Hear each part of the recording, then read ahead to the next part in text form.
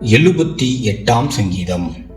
Asaph எழுதின மஸ்கீல் என்னும் போதக சங்கீதம். என் ஜனங்களே, என் உபதேசத்தை கேளுங்கள். என் வாயின் வசனங்களுக்கு உங்கள் செவிகளை சாயுங்கள். என் வாயை ஓமைகளால் திறப்பேன். பூர்வ காலத்து மறைபொருள்களை வெளிப்படுத்துவேன். அவைகளை நாங்கள் கேள்விப்பட்டு அறிந்தோம். எங்கள் பிதாக்கள் அவைகளை எங்களுக்கு தெரிவித்தார்கள். பின்வரும் சந்ததியான பிள்ளைகளுக்கு நாங்கள் அவைகளை மறைக்காமல் கர்த்தரின் துதிகளையும் அவருடைய பலத்தையும் அவர் செய்த அவருடைய அதிசயங்களையும் விவரிப்போம். அவர் யாக்கோபிலே சாட்சியை ஏற்படுத்தி இஸ்ரவேலிலே வேதத்தை ஸ்தாபித்து அவைகளை தங்கள் பிள்ளைகளுக்கு அறிவிக்கும்படி நம்முடைய பிதாக்களுக்கு கட்டளையிட்டார்.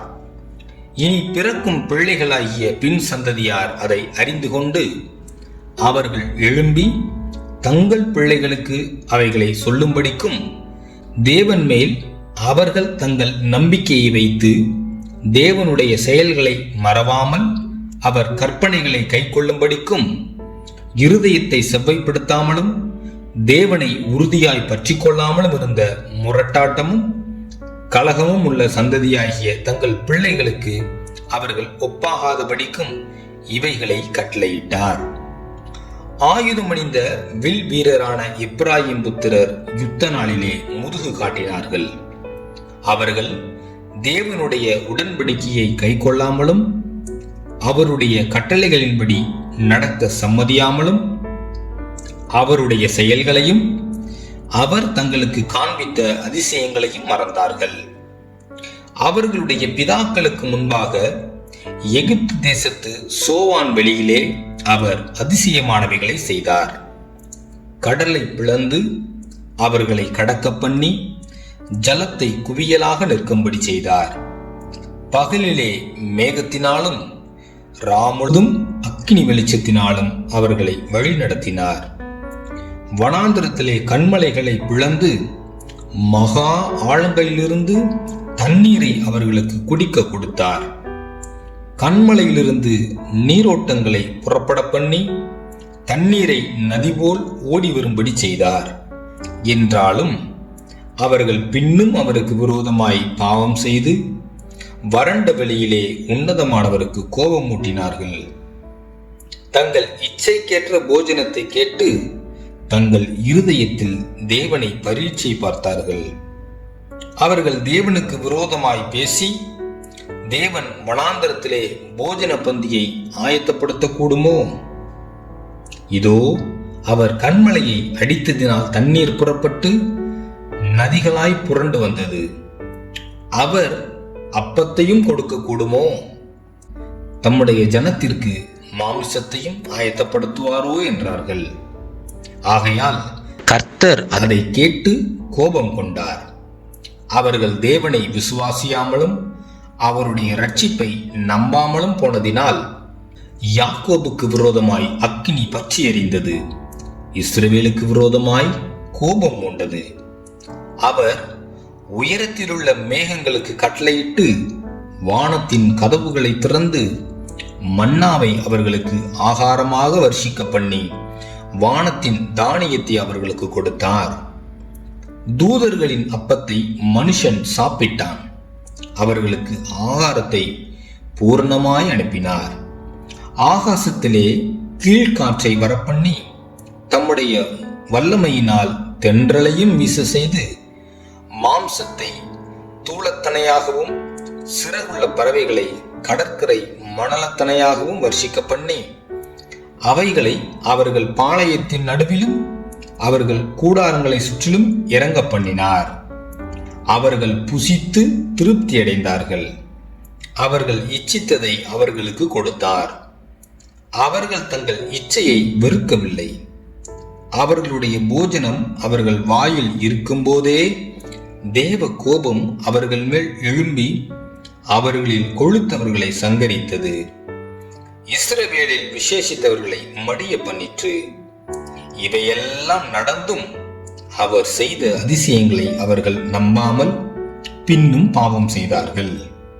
ஆதலால் அவர்கள் நாட்களை விருதாவிலும் அவர்கள் வருஷங்களை பயங்கரத்திலும் கழிய பண்ணினார். அவர்களை அவர் கொல்லும்போது அவரை குறித்து விசாரித்து அவர்கள் திரும்பி வந்து தேவனை அதிகாலமே தேடி தேவன் தங்கள் கண்மலை என்றும் உன்னதமான தேவன் தங்கள் மீட்பர் என்றும் நினைவு கூர்ந்தார்கள். ஆனாலும் அவர்கள் தங்கள் வாயினால் அவருக்கு இச்சகம் பேசி தங்கள் நாவினால் அவரிடத்தில் பொய் சொன்னார்கள். அவர்கள் இருதயம் அவரிடத்தில் நிலைவரப்படவில்லை. அவருடைய உடன்படிக்கையில் அவர்கள் உண்மையாயிருக்கவில்லை. அவரோ அவர்களை அழிக்காமல் இரக்கமுள்ளவர்களாய் அவர்கள் அக்கிரமத்தை மன்னித்தார். அவர் தமது உக்கிரம் முழுவதையும் எழுப்பாமல் அநேக தரம் தமது கோபத்தை விலக்கிவிட்டார். அவர்கள் மாம்சமென்றும் திரும்பி வராமல் அகலுகிற காற்றென்றும் நினைவு கூர்ந்தார். எத்தனை தரமோ வனாந்தரத்தில் அவருக்கு கோபம் மூட்டி அவாந்தர வெளியிலே அவரை விசனப்படுத்தினார்கள். அவர்கள் திரும்பி தேவனை பரீட்சை பார்த்து இஸ்ரவேலின் பரிசுத்தரை மட்டுப்படுத்தினார்கள். அவருடைய கரத்தையும் அவர் தங்களை சத்துருவுக்கு விலக்கி மீட்ட நாளையும் நினையாமற் போனார்கள்.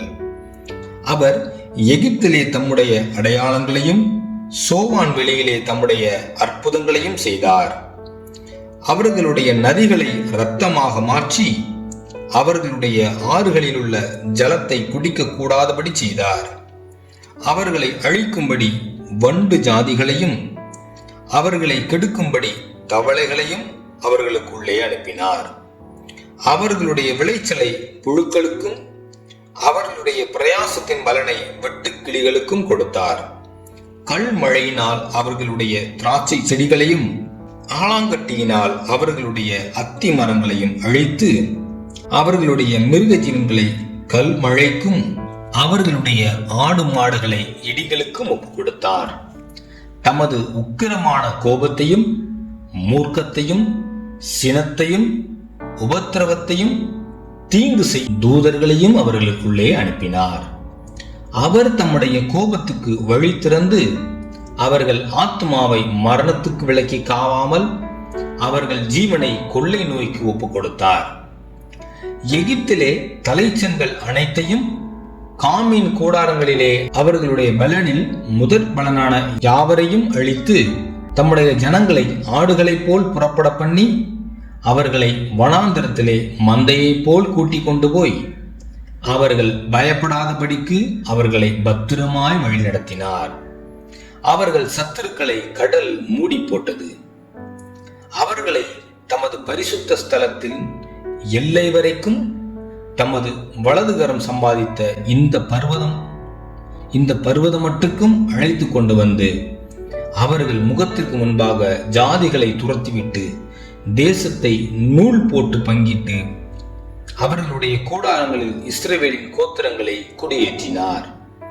ஆனாலும் அவர்கள் உன்னதமான தேவனை பரீட்சை பார்த்து அவருக்கு கோபம் மூட்டி அவருடைய சாட்சிகளை கைக்கொள்ளாமற் போய் தங்கள் பிதாக்களைப் போல் வழி விலகி துரோகம் பண்ணி மோசம் போக்கும் வில்லை போல் துவண்டு தங்கள் மேடைகளினால் அவருக்கு கோபம் மூட்டி தங்கள் விக்கிரகங்களினால் எரிச்சல் உண்டாக்கினார்கள்.